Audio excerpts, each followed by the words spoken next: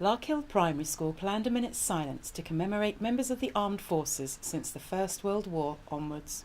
It's nice to show respect to the soldiers who died and who are still alive, and for everyone that that has a family member that was in the war, and it's just like nice to be quiet and show respect.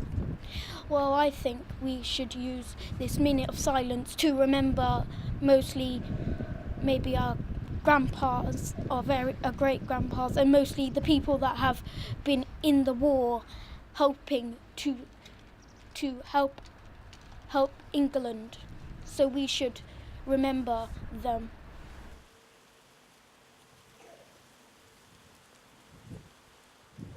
Although originally planned to be a minute of silence, the acting head said that as the children were so good, it was extended to the traditional 2 minutes and that they hadn't even practised being quiet.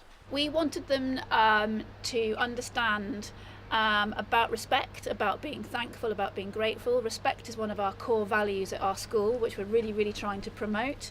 And this was the perfect opportunity for them to understand their way of respecting the people that have made a huge sacrifice for us.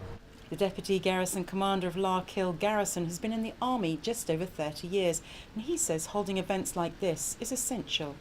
I think certainly in the last 20 years, the relevance of the day has grown and grown.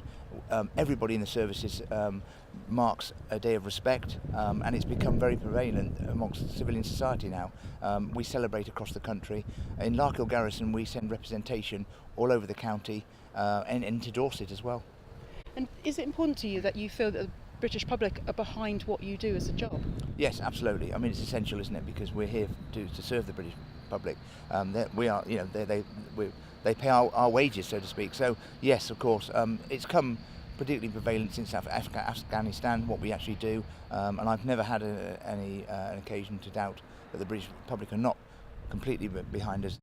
The school also wanted the children to be aware of the significance of the poppy, and the youngsters made poppies that are now adorning the entrance.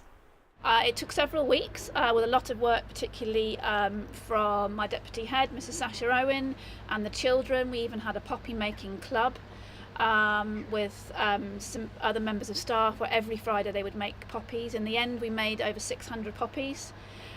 So as you can see, we have them on display at school, and they are now on display wrapped around the pillars at the Guildhall and inside the Guildhall. With assistance of their teachers, the children were involved in making the poppies from start to finish, with each of the 600 poppies made from a plastic bottle. We cut it in half, and we used the top for the first part, and then we'd leave the other half for another one. Then what you do is you cut it into strips, which then you cut them around in circles, and then you put them above a little candle flame. A tea candle is the best, and then you would turn it around so it gets like this crimply feeling, like this one right here, and this one. Mostly all of them, they were used by a candle, so it tilts a bit to the left. That's brilliant. And did you enjoy doing that? Yes, it was very fun. Yeah, really fun. And it was really fun when you got to paint them, because you had to paint them 3 types of colour: a really dark red, a medium red, and a light red. And how did the colours get into them then? Well, because you didn't have to you had to do the outside so it looks shimmery in the inside. So not in the inside, because then it wouldn't really look good, but on the outside to make it have that type of effect. I suppose you can't see where your poppies are here, can you? I can see mine.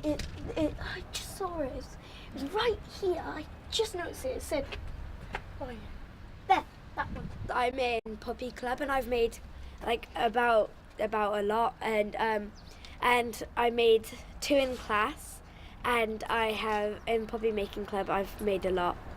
Shan Robins, That's TV.